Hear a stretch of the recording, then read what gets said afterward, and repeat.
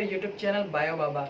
आज के इस लेक्चर में हम डिफरेंट टाइप की निश के बारे में स्टडी करने जा रहे हैं। पिछले लेक्चर में हमने देखा था कि हैबिटेट और निश के बीच में बेसिक डिफरेंस क्या होता है। तो हम सभी जानते हैं कि निश जो होता है किसी भी ऑर्गेनिजम्स की फंक्शनल यूनिट होती है। उसकी all the activity that is perform in a particular area where they live, है ना, उसे हम निश बोलते हैं। ओके, तो एक छोटा सा स्मॉल एरिया जहाँ पे एक्टिवली रीजन होता है किसी भी ऑर्गेनिज्म का, वो उसका निश कहलाता है। ओके, बेसिकली निश के जो टाइप की बात करें तो दो टाइप के निश होते हैं, एक फंडामेंटल निश होता है और दूसरा रियलाइज निश होता है। अब फंडामेंटल निश का मतलब क्या है, ये एक ब्रॉडर रेंज होता है और एक हाइपोथेटिकल निश है। ओके, फंडामेंटल निश को हम हाइपोथेटिकल निश भी बोलते हैं। तो चलिए देखते हैं किस तरह से हम इसे डिस्क्रिमिनेट कर सकते हैं एक दूसरे से। ओके, तो हमारा टॉपिक आज का है निश।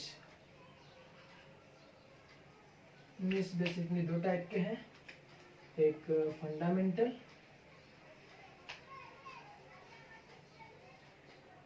ओके और दूसरा रियलाइज्ड।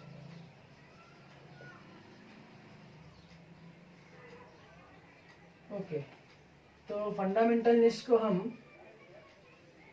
सबसे पहली बात याद रखिएगा, इसे हाइपोथेटिकल निश भी कहते हैं। क्या बोलते हैं? हाइपोथेटिकल निश।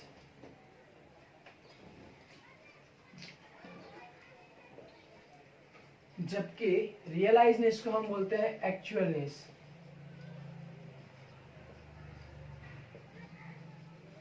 जो फंडामेंटल निश होता है इसका रेंज जो होता है वो ब्रॉड होता है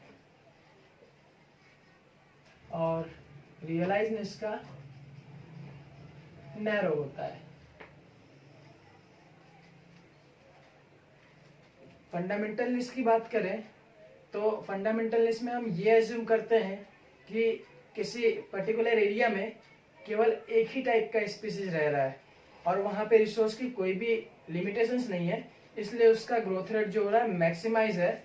इसी के साथ साथ वहां पे किसी भी तरह की इकोलॉजिकल इंटरेक्शन नहीं होते। मतलब ये कि ना ही तो कंपटीशन है ना ही तो प्रेडेशन है, किसी भी तरह की कोई भी इंटरेक्शन नहीं हो रही है। ओके, तो आप मुझे बताइए कि क्या ये पॉसिबल है कि कोई एक पर्टिकुलर ऑर्गेनिज्म है किसी एरिया में रह रहा है और वहां पे कभी रिसोर्स लिमिटेशंस होगी ही नहीं, कभी कोई तरीके का इंटरेक्शन होगा ही नहीं? क्या ये पॉसिबल है? नहीं ना। तो इसलिए हम फंडामेंटल निश को हाइपोथेटिकल निश बोलते हैं।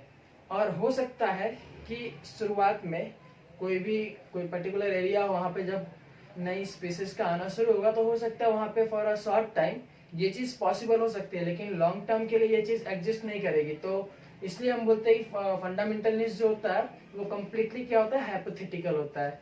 इसे एक एग्जांपल के थ्रू ऐसे समझ सकते हैं कि सपोज ये एक पर्टिकुलर एरिया है। ओके, यहाँ पे एक स्पीसीज रह रही है, यहाँ पे एक स्पीसीज रह रही है ब्लैक कलर की जिसका नाम है एग्स। तो इस निश के अंदर ये बोलते हैं कि यहाँ पे फंडामेंटल निश में हम ये बोलते हैं कि किसी भी तरह का कोई कंपटीशन नहीं है, कोई इंटरेक्शन नहीं है। तो no ecological interaction, no ecological interactions. Okay, यहाँ पे no environmental pressure,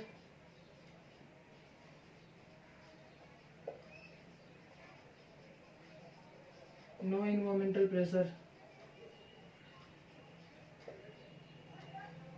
no competition, no resource limitation, no resource limitation. Okay, तो इसलिए हम इसे क्या बोलते हैं, हाइपोथेटिकल निश, और ये कभी भी नेवर एग्जिस्ट। ओके, ये बात आपको समझ में आ गई।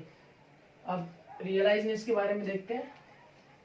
रियलाइज निश जो होता है वो क्या होता है, एक्चुअल निश होता है। इसकी जो रेंज होता है ये नैरो होता है एज कम्पेयर टू फंडामेंटल निश, क्योंकि ओके ठीक, इसको अगर एग्जांपल से देखें तो फिर हम ऐसे एक स्कीमेटिक डायग्राम के थ्रू बता सकते हैं कि सपोज ये एक पर्टिकुलर एरिया है और यहाँ पे एक स्पीसीज ये पाया जा रहा है जिसका नाम है ए इसको ऐसे बना सकते हैं,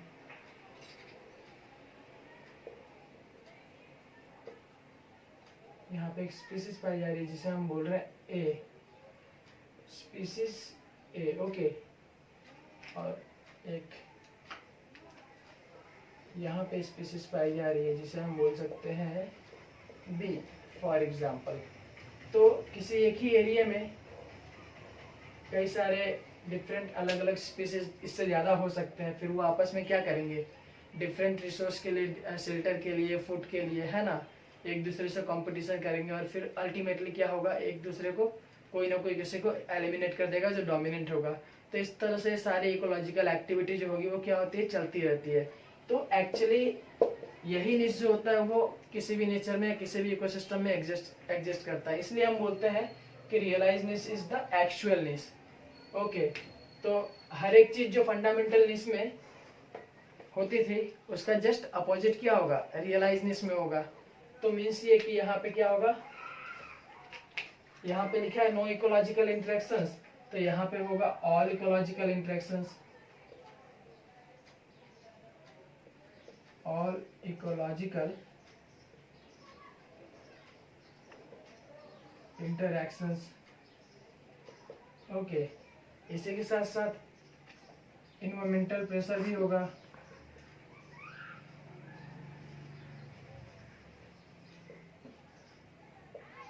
फिर रिसोर्स लिमिटेशन भी होगा, रिसोर्स लिमिटेशन भी होगा, है ना।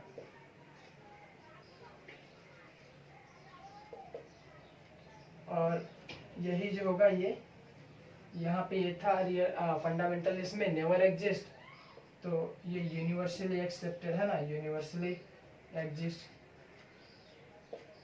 तो आई थिंक फंडामेंटलनेस और रियलाइजनेस को लेके आपकी ये चीज़ें क्लियर हो गई होंगी। ओके, इसी के साथ हम इस वीडियो को यहीं पे समाप्त करते हैं। अगले वीडियो में हम देखते हैं और आगे इकोलॉजी में क्या हो सकता है। तब तक के लिए thank you, thanks for watching.